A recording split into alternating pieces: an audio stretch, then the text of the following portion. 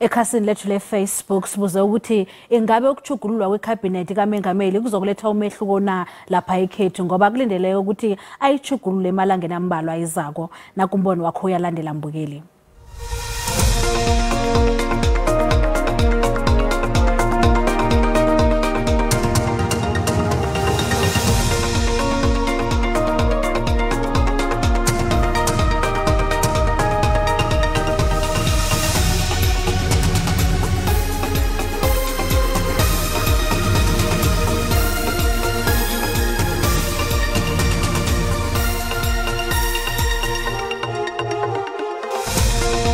Lokho kuzokuletha ithemba kuma investor namkha abantu abafuna ukuhweba la eSouth Africa. Kuyafana ngoba selunyaka neminyanga enrathu kunyana kubanjwe ikhetho elitsha manje yini into abazoyenza laba bazobakhetha. Katalangena abantu abatsha kambe laba abadala laba ngoba sebaluphele vele. Bonke laba abantu abalapha babukeka kuabantu abavela sebekhathele ngaphandle kuma ngabe ezoza no minister abasha.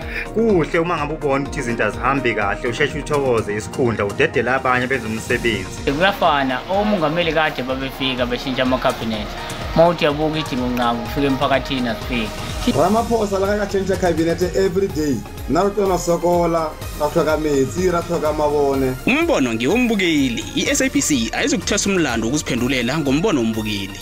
Iindaba zesiNdebele sizijamele azithatha ihlangothi.